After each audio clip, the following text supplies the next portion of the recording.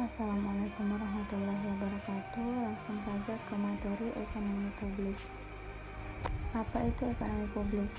Ekonomi publik adalah salah satu cabang ilmu ekonomi yang menganalisis terkait peran pemerintah dalam perekonomian dan juga dampak kebijakan pemerintah dalam bidang fiskal terhadap suatu perekonomian.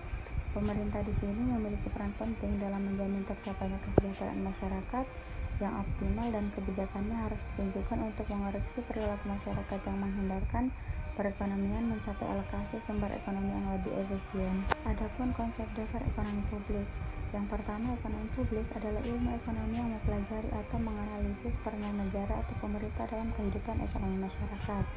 Yang kedua, mekanisme pasar gagal dalam melaksanakan fungsinya untuk mengalokasikan sumber ekonomi secara efisien. Oleh karena itu, diperlukannya adanya campur tangan pemerintah yang berperan dalam alokasi, distribusi, dan stabilisasi ekonomi. Dan yang terakhir, adanya barang publik dan eksternalitas merupakan penyebab kegagalan pasar. Kemudian, ekonomi publik ini ada aktivitas pemerintahnya. Yang pertama, pemerintah pusat, kedua provinsi, dan ketiga kabupaten atau kota.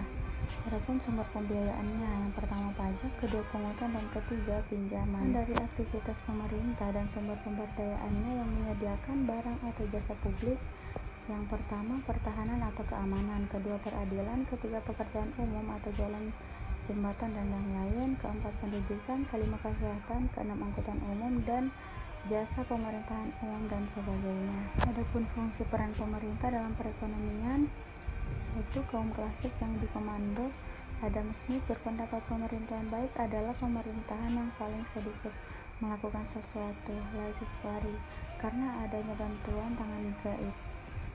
Dan semakin berkembang dan kompleksnya kegiatan perekonomian yang menyebabkan saling ketergantungan di dalam masyarakat semakin tinggi.